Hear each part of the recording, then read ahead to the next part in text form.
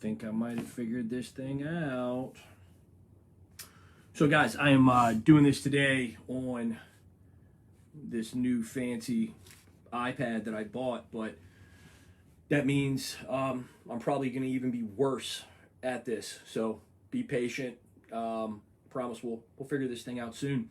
Today I got my guy Sean Cooper coming on. He should be on in just a couple minutes. We both are not super tech savvy, so we were joking that we should probably get on here early and figure this thing out. So I don't know if that was Sean or not, but I just saw a thumb pop up. So Sean, when you get in, there's some way to request me bringing you in. So when you do that, I will bring you in. So see if I can see who's watching. My viewers. I can't see who's watching.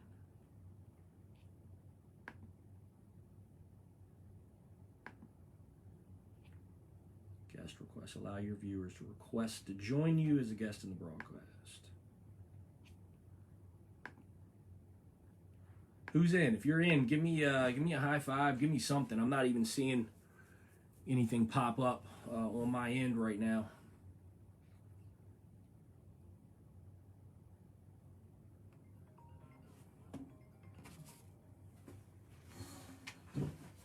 Yo. Yeah, I'm about to get on this live. What's up?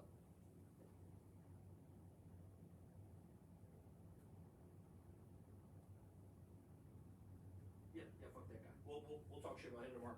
Yep. All right, man. Yep, bye. All right. JB is in. Adam is in. What's up, Coach Fate? Adam, I'm always afraid I butcher your name. Give me a thumbs up if I do, or a thumbs down if I do. I got a couple other people. All right. I got you, Sean. It's all good. It's all good. I think there's a button that says request to join, and then I just click bring on camera, and then you end up in camera. So my lighting shit no matter where I go. A couple more people coming in. I like it. I'm excited to talk to Sean today. I kind of want him to get on here before I start talking good about him and stuff, but I think there's some real lessons that a lot of you can learn just by watching the way Sean does things, and I want to highlight those things because I don't hear a lot of people talking about this stuff.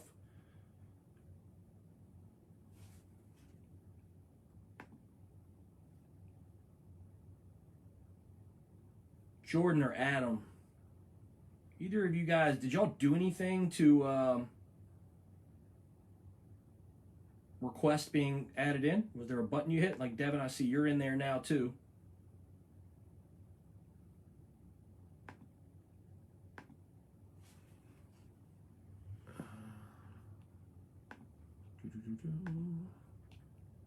Figure out how to use emojis in this joint.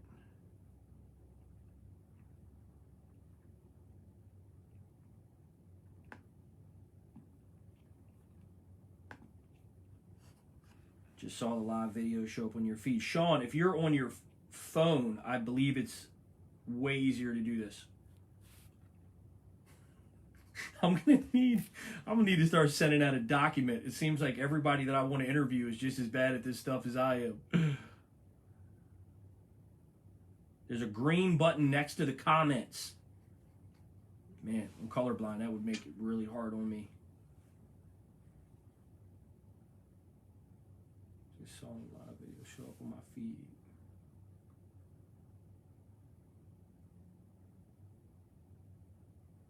You can invite me, select my name. Yeah, I don't know how to do that. Oh, here we go. Wants to be in your video. So you're in now. Hold on. You were approved. Look at that shit. Look at that. Faith, son. Faith.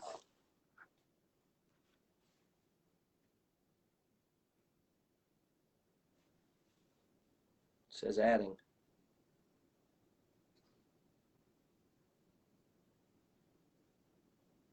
Oh. Boom. We in there. Hell yeah. Look at that shit. Look at that. Beautiful.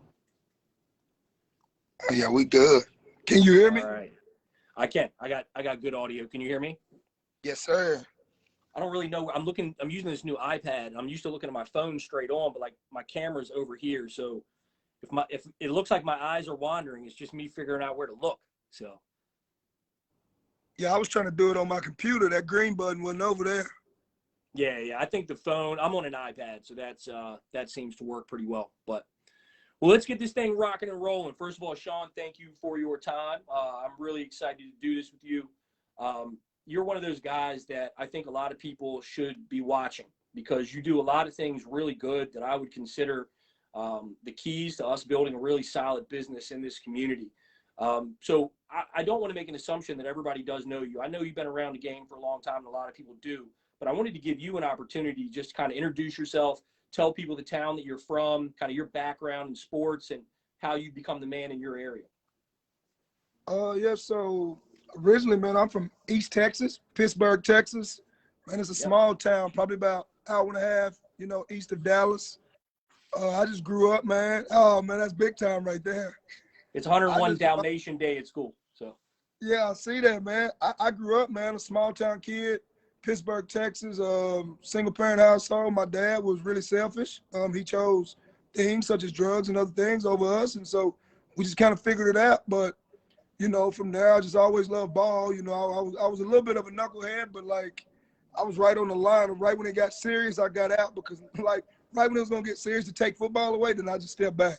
But we would do some things. But man, eventually, man, then I came, I got to play and I got a scholarship. And I came to Southeastern Oklahoma State, and that's where we are right now. It's in Durant, Oklahoma. We're basically essentially right on the Red River. So, like, we're right on, like, my house, personally, for me, my wife, she shops in Texas. Like, she goes to Texas Walmart, like Denison versus the Oklahoma side. So, but I'll give you a quick story, and this is kind of about business, too. So, when I was in high school, the first time they called, I was at a middle school game. And my grandmother called me. We didn't have cell phones, man. I'm a little bit older than that, but she called my buddies some black phones, like, hey, I need to come home. She was like, Oklahoma State just called. So I'm like, oh shit, man, I'm flying home. So I get home. She's like, they calling back at 8:30. I get home, and this is key for business. And I always tell this story, but like I get home and they call back. Well, Oklahoma State called, but she missed it. My grandma missed a key part. It was Southeastern Oklahoma State, which is Division II, and it wasn't the Oklahoma State Cowboys. So, man, I get pissed. And I'm in on the phone, they listening, and that was towards the end, like, and they listening, and I'm just being a jerk. Like, I'm being a prick, man. I'm like, whatever. And I just hang up. Well, when I hang up, my mother, like, looks at me, and, man, she says, you got to be one dumbass. She said, you just did that. She said, you never burn bridges. She said, you don't know who you're going to need. She said, what you're going to do is you're going to get back on the phone and you're going to call that man back. And it's crazy, and I always tell that story because that was 2002, and you look up 20 years later, and I'm still in that same town. So I was thinking D1. My plan was 20 year, 30 year, 40 year, which is what Grace has allowed. So, man, that's how I got here. I came to Southeastern. I played here 4 years. We won. Then I got a chance to go play in Europe. I went to the GFL. I played 5 years in the GFL, and it was actually a great time. My first year was actually as good because it was not for some people, but it was the first year without NFL year. So it was just grace, man. I got to say, I just say grace is undefeated. I go to Marburg, Germany. Every running back that the league had picked up, and I was a Division II guy. I was small. I thought I was better than I was at the time, but I go and like every running back in the league was an NFL Europe cut, and every guy in Marburg before me, they only had took NFL cut running backs. They only took me because a guy that they had taken was like from my hometown, and he had got cut by the Cardinals, and then he came there and he vouched for me. Well, I go there, man, and I didn't make nothing. I was the lowest paid dude in the league. I mean, I come from a Division II. I made at the time the euro to dollar was good, but I made 350 euros. This is a true story. 350 euros. I didn't care because I was back home right when I graduated college. I was doing a bunch of things that I shouldn't have been doing, and just I graduate college and everybody's happy. They like, I'm like, what y'all happy for? I don't know. I'm lost. And that opportunity in Germany came up. So 350 euros was 300,000. It was the league minimum to me. But what wired in me was It was like January. We was working out, getting ready to go, and then I was still doing dumb stuff, and I was half in, half out, working out, doing this, doing that. And one of my boys who was doing some of those things too was like, "Hey, bro, you stupid." He was like, "You finna get your mind right because you have the opportunity that all of us wish we had." And so I kind of got right in, and I started seeing that, like, I just was like, so I'm like, okay, all these NFL guys here, I'm finna go prove that I'm worthy. So just long story short, I went that first year, 350 euros, all living expenses paid, and I just led the league in rushing. I went for like 2 racks. And I'm like, dang, well, I really can do this. But when I came back, agents was hitting me up, everything, boom, boom, boom. So I thought I was better than I was. So I went back. They were like, you need to go back, get some more film. I go back and I tell the same team, I'm like, hey, I'm coming back, but I'm coming back to just kill the league. And I go back. They paid me a little bit more, 700 euros. I go back, and then I just crushed it. I was MVP in Europe, offensive MVP. I went for 3,000 yards. I was the first guy to go for 3,000 yards in the GFL, which presumably is the top league in Europe. And then after that, the rest was history. I think I got paid the next year. I got broke off pretty well, and every year after that. But then my 4th year, I came back home, and my now wife was my girlfriend. She got pregnant. So I was like, man, what am I going to do? I can't do this. And this is why passion and being in alignment with your purpose is crucial. So I had my daughter. That was 2012. So I took a job. At the hospital. One of my buddies was a director. I'm like, hey, I got to stay here. I can't leave my daughter. Well, I go to Houston to go to paid training. And, man, this just ain't good, man. I mean, it is not good. I mean, I go for a week or so, and I'm out it. But I'm just trying to be here. My father was never there, so I'm trying to be here for my daughter. Great job, paying $48,000 a year. I never made that kind of money. And, man, I get there like week 2, man. I'm just like, this ain't for me. So it was funny because I was like, man, I ain't doing this. That was on like a Wednesday. We were supposed to be done on Friday. That Thursday, they called me in and said, hey, we firing you. We're letting you go. But I didn't tell nobody. So if we're not walking in alignment with who we're supposed to be, we're always not going to perform. So they saw what I was thinking, and they ended up firing me. But, you know, it was a blessing in disguise because up until that point, all I did was like hard training. That was like old school football training. Like, you got to go hard. If you don't go hard, you're not getting better. Well, then 2012, I ended up going back to Europe. The hardest decision I ever had to make because I had to leave my daughter at 2 months. I actually pushed my flight back 3 times. And I still can see it. I'm at the airport at DFW and like, man, I don't want to leave. And so I try to go through the security terminal. I turn around, man, I'm just crying. I'm like, I walked through there, man, that 7-hour plane ride was tough, man. I'm like, man, you're the most selfish individual in the world. But looking back at it now, that year is when it changed. I got to get there and I got to work with a German track coach. And that's when it changed. That's when I learned programming. That's when I learned true speed training. And that was exactly what I needed to get me to where I am now, to learn and be who I am. And so as hard as it was, I knew though in my heart that was my last year playing. And I'll tell you this, man, it was the funnest year of football I ever had.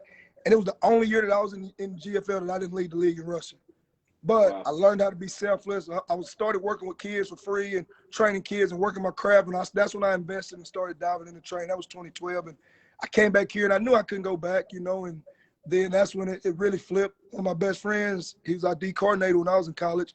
He got the head coach job at Southeastern. He was like, hey, you want to come be my strength guy? I said, yeah, but I really didn't want to do it. I was like, he ain't gonna get the job. He ain't gonna get the job. He gets the job. He hires me. I'm still like, man, I don't want to do this. And we get in there, man. I still remember like the second week in there, and I had never worked with teams. He didn't tell me this until after the fact, but I was like training one-on-one, just training kids in the park, training an adult at their house. And then he was like, man, he was nervous that I never worked with big groups. And we get in there, man, and one day, man, it was like the second week, I just remember somebody doing something, and I got excited, and I just started screaming. If you watch me on Facebook Live like you do, I'm always bringing the juice. So, like, I just started screaming. And, like, all the kids got hyped, man, and it was that moment I knew I was right where God wanted me to be, because you look, and we had a hallway set up in that weight room, and it's like 40 teenagers, 21-year-olds looking at you. And at that moment, they were looking at you. I was like, man, all these guys trust me to help them be who they want to become. And it was just chilling. It was that day I was like, this is what I'm supposed to be doing. But we had a guy, he was actually our D coordinator. He's actually one of my best friends. He's my son's godfather. He's with the Dolphins now. He's the Dolphins corners coach. But he went straight from D2 to Miami. He told me that day, he's like, hey, you know you brought that energy. You got to do that every day. I was like, do what every day? He's like, well, you showed them you had the juice. He's like, if you don't do that, they're going to think you ain't into it. And so that's how I kind of developed myself as the energy guy. I didn't go into coach. I never coached. Juice coach. I didn't have an identity. Yeah, so it was crazy, man. That's my story. I jumped in. You can't tell nobody this now, but and then this is bad for the school. When they hired me, I wasn't even all the way. I didn't even have my CSCS yet. I wasn't even certified. We just man, listen, you're not. I think that's why you and the way you do things kind of resonate with me so much, is because like I had a very similar background. Like I wasn't classically trained. I mean, NSCA wouldn't even let me get a CSCS, yet I found myself into an opportunity as a high school strength coach. And because I cared about doing that job well, just held myself to a high standard, and I figured it out. But there's so many good things that you said in there. But what I want to start to highlight is how you just jumped into this thing and you made it about your town. You had an experience through football or something that says, like, this is what I'm meant to do, and this is what I'm going to do. And you're right, man. When I see your lives, when I see your posts, like, I get goosebumps sometimes because I can feel the energy that you're bringing in that door. And the reason that I think this is so important for people listening to hear is we are living in this very digital-driven approach to acquiring clients. And everybody thinks they need to be doing Facebook ads and working on their perfectly crafted message and all their perfectly crafted Instagram posts. I've never done any of that, and I've been successful. I haven't seen you hanging your hat on your marketing ability. What I see you doing every day is bringing your heart and your passion and your desire to really change and impact a community, to give kids an opportunity that you didn't have, that you know would have been beneficial to you. This is the hardest thing for me to make people understand, is that this is the key to being successful, in my opinion, in the sports performance market. It's about your heart and your passion to be active in a community, to make an impact in a community. And you have a good business, and I believe it's going to continue to do well, because that's the most foundational thing that matters. There are a lot of guys that are experts or very good at marketing. They understand sales. They understand programming, and they still do not have a solid business. And it's because they lack this component of it, man. And I don't know how to push it into people other than to point examples of it out. Like, and that's, again, why you resonate with me so much, is like I see a lot of myself when I was early on in you, that passion, that juice, bringing the energy. You're a super connector with your clients and your kids. Man, I want to highlight that. And it's the most important thing I want people to hear out of this. It is, because, again, like I said, it was always a blessing. Like, when they hired me at Southeastern, and I held that post for 5 years, I had never worked with teams, but they had also never had a strength coach. So it was a gift and a curse on one hand. So I was the first one. So that's why, like, I just worked around. Like, yeah, I got a certification, but I just kept pushing off time. And we made an impact. When we took over that program, it was a 2-win program for 3 years. We said, we're going to have the biggest turnaround in Division II.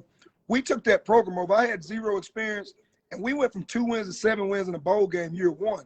And, like, what it did for me was, it hurt me because I never got to GA and learn from a guy. And it did hurt me in day-to-day operations, and it still bites me a little bit administratively. Sure. But it allowed me to develop a program from scratch, and it allowed me to be the first. So when it was time, I think, so what I was doing, I wasn't making that much then. I think they paid me $800.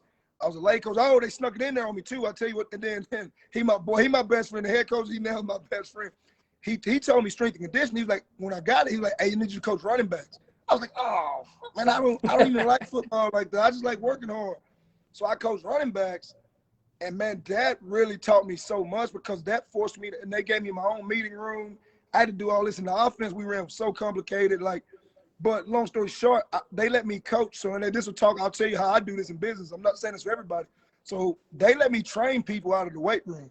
So while the school paid me $800, but again, I tell my young coaches this: don't worry about short-term money so much. I made $800, but I was a guy with no certification that was a head strength coach. And I actually just got offered another D2 job the other day for like 80, and I turned it down. But, like, because I've been a head guy, it changed the game. So $800 head guy, I thought I made 800,000. It didn't matter. But they let me train out of the weight room for free. And I think I've heard you say you got to do this and say you built your business too. I trained out of the weight room for free, but I didn't only train. I trained high-end clientele. So I had, like, the president's daughter, one of, like, all of our top boosters, them and their wives. So I was training them. I call it trapping. I was just hustling them out of the weight room. I'm making like 25-3. So what started happening was I started saving that money after about year 1 or 2. And I had a daughter at the time, but I started saving that. I actually opened this gym on accident. I opened this gym because teams started they started cheating their times. And I had these people paying me a lot of money to train. And so it was twice. I had to warm some guys up in the rain. I'm like, man, I'm not going to keep doing this. And then my wife had got into training. So I started looking at gym equipment. I'm like, well, this ain't too bad. So then I actually, long story short, I just opened this up off an accident. I was trying to look for gym equipment for my wife, and I was looking for a small spot to take my people. Well, I was gonna take like this 400 square foot spot. It was much cheaper, the overhead. I wouldn't have had, like, I could have did it and kept being a college strength coach. I took a bigger spot, my old spot. This is our second facility right here. Yep. It was 6,200 square foot. And the reason I took it was I brought two of my clients here. And they were like, it was women. They both were like, you need to take this one over the other one. I said, why? They said, because it has 2 restrooms and women are going to want 2 restrooms. I'm like, ain't no way.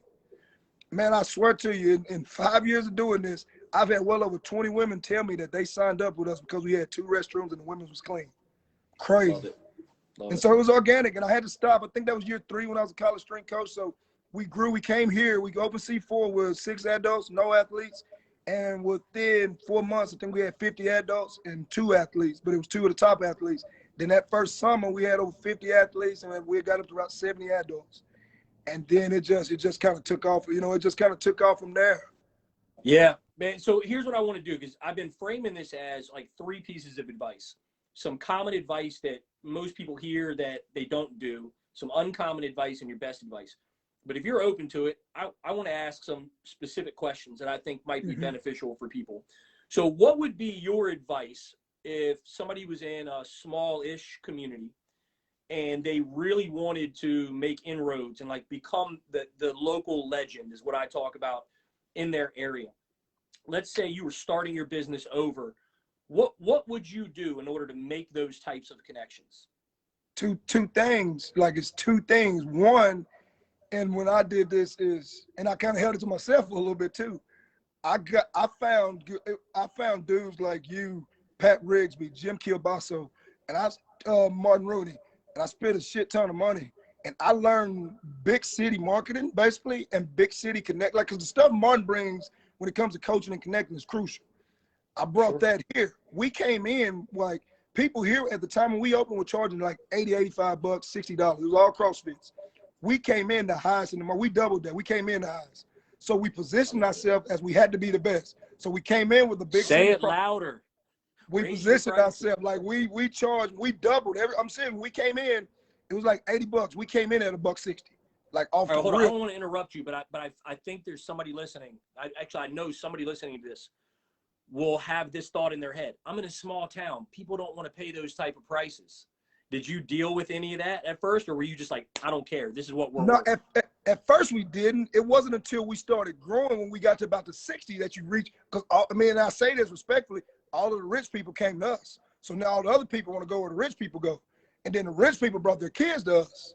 And then everybody want to go where they go. And then we had the best. We had a golfer. We had lucky too. We had a golfer who was one of the best golfers in Oklahoma history. She was already committed to OU. Yep. She was the first athlete. So everybody thought, well, if she didn't get hurt, which, you know, then you'll be good. But that's 2 things. Like, come in, like, get around people like yourself and bring that there. And then just only focus. Like, don't try to go, only focus on your market. Like, speak to the small town. I tell people like this. In sports, you can't be all-American until you're all-conference. Be all-conference first. Don't try to be big-time in America. Don't try to go grow your Instagram following. Don't try to be Eric Cressy. Go be the best you, and it'll grow organically, and that's how we've grown organically. That's why you see in my messaging, I put it in capital letters all the time. We're here for the small town kid. And then I tell my story. I come from a town of 4,000, so it resonates with their heart. And then I was able to go achieve great things. And then, like, that's why we just had another kid, 3A kid. I mean, he just got 2 back-to-back offers last night, Big 12, Iowa State, Oklahoma State.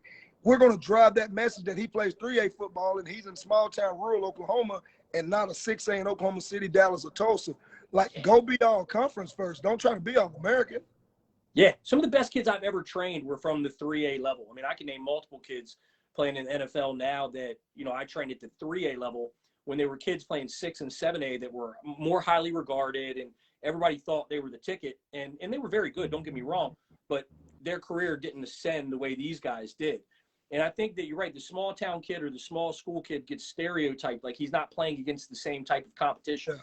But in my experience, man, I see a ton of examples of the small town kid that goes big time, you know? Yes. So yes. Let me go ahead and ask you another question. So what mistakes do you think you made in the beginning from a business operations standpoint? Like, this is something I talk a lot about openly with people because, in the beginning, I was just hustling my way through things. And, you know, I really didn't know what I was doing, even like reading books. Like I knew information, but I didn't really know how to put it into action. All right. So some of the mistakes that I've made, for example, was, you know, in the beginning, I set up a model that was kind of unlimited and a lower price point. And really, I was just thinking like it was going to be centered around speed camps. That was a mistake that I know. I've never really got into like email marketing. That was a mistake that I made as well early on. So just anything like that come to mind, like mistakes that you made early on that now with what you know, you might do differently. I skipped a lot of things on the front end.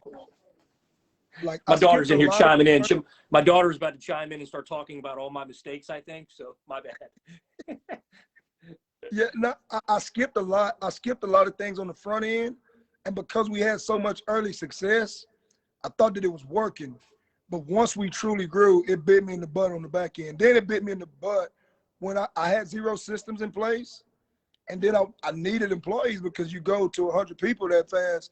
I needed employees, but I had no systems in place. I had, you know, when it was just me, you know, we may have something set for training and I just adjust. And it was easy to just adjust because it's just me.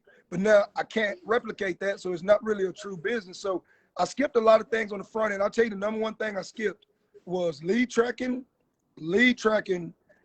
tracking the numbers, tracking numbers, and not dialing in on email marketing off the rip.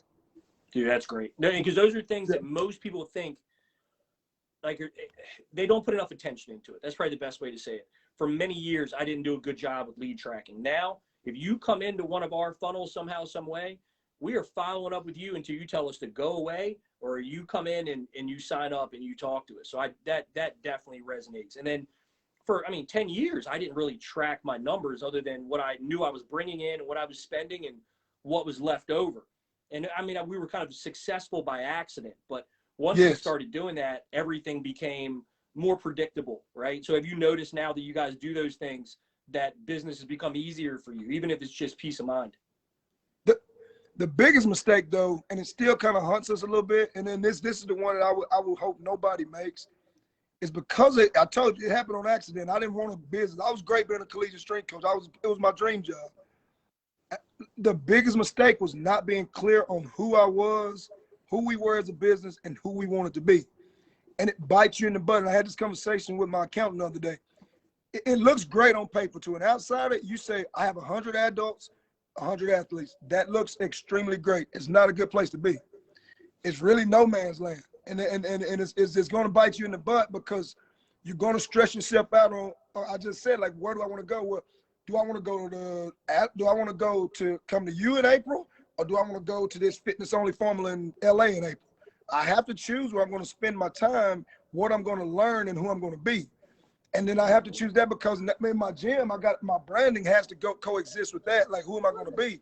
And you have to make a decision. And then when it comes to athletes, if you're going to train adults like all the way, you need some PM times. We don't have any adult PM times. We made that decision, say, hey, we're going to go all athletes. And it made it easier because now I can get a coach who may be a PE coach somewhere, and I can say, hey, this is all you have X day on these 2 days, and that's it.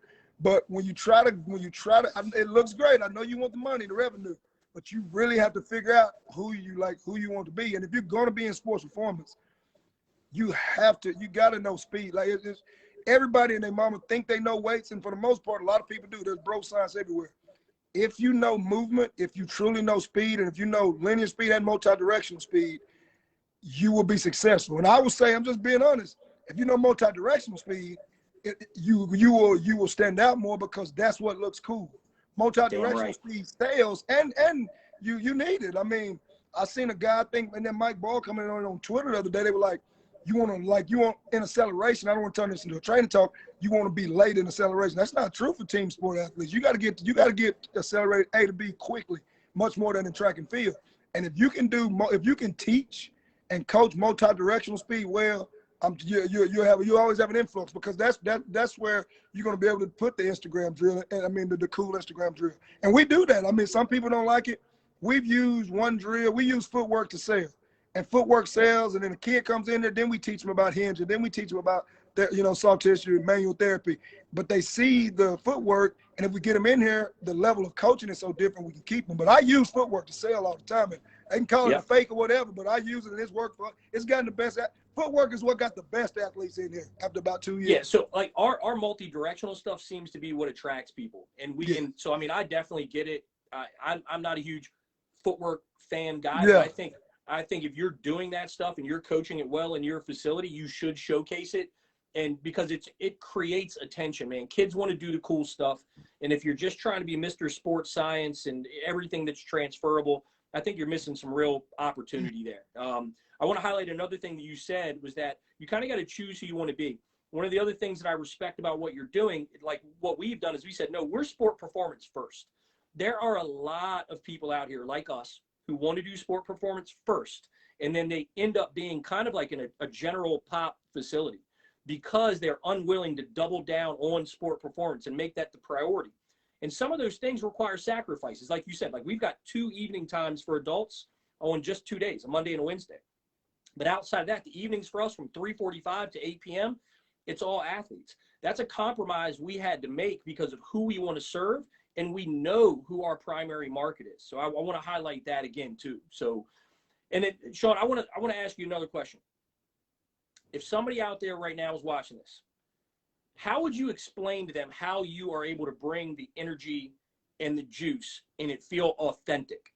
Because when I watch you, I don't feel like you're like a fake juice guy. Like I know some fake juice guys, but like when I'm watching you doing it, I feel like you're connecting with guys while you're doing it. And I feel like a lot of people are either they're too silent, too quiet, too stoic. There's no juice at all.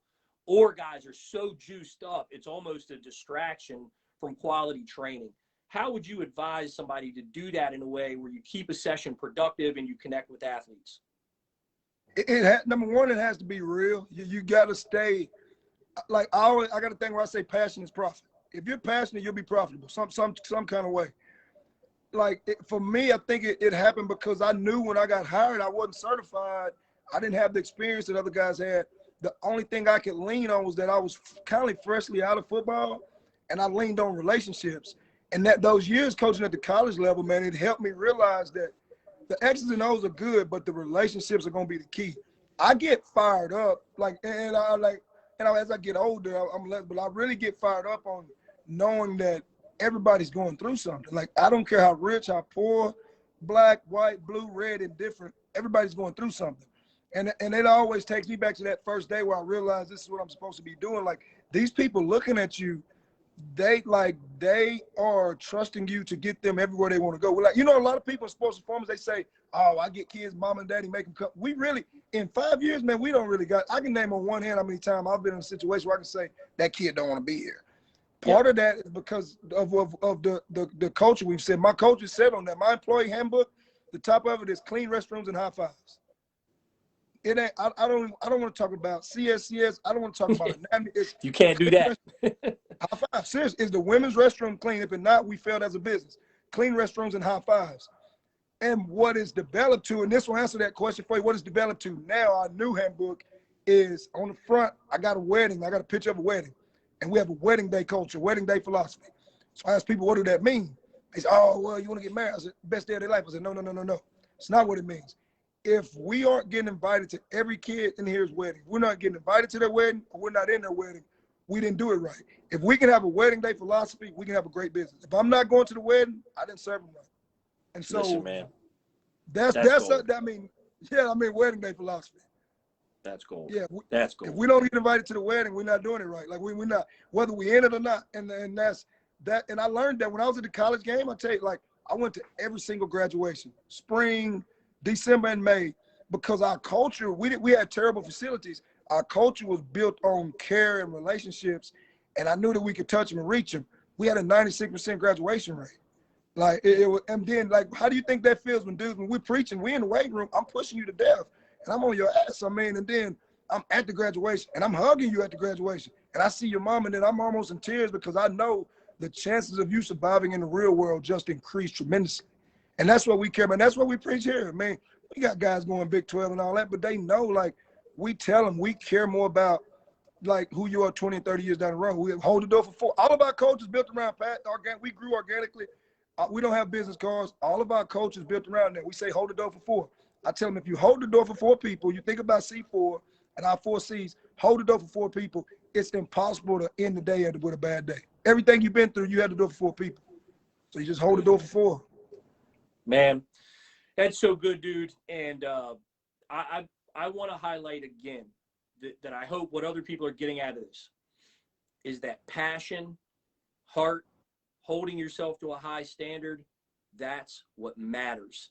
I don't care what periodization model you use. I don't care how fancy your drip indoctrination email sequence is. Like, if you don't have heart and the ability to connect with people and that passion doesn't come through, you will struggle, man. Every single time. There are a lot of guys that I talk to and they tell me what they're doing in their business. I'm like, man, they're doing a lot of great stuff.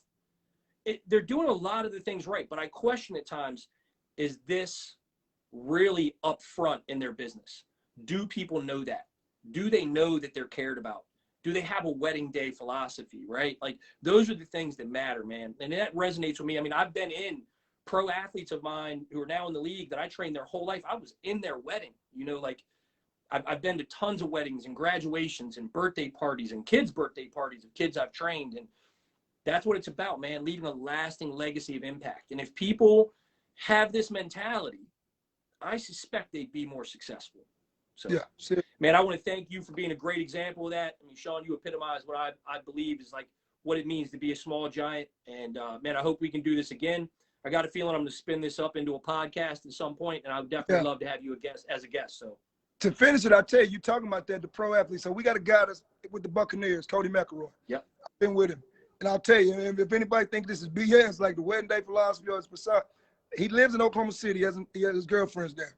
This guy drives 2 hours. This is a pro now. He skips a lot of places in Oklahoma City. He drives 2 hours to be here. He sets his days up. Monday, Tuesday, drives back. He's here Thursday, Friday. He drives 2 hours. This morning, I get a text from him. Super Bowl week. How long do you think I need to take off before we get to going again? That ain't got nothing to do with X's and O's. He's only asking that because the wedding day philosophy, man. Yeah, that's awesome, dude. That's the difference, man. That's where it is. That's awesome, man. Well, I appreciate it, Sean. Thank you very much. I think everybody's going to learn a lot from this. And let's catch up again soon. All right, man. See you. Appreciate you, man. All right, brother. Appreciate you back. Take care.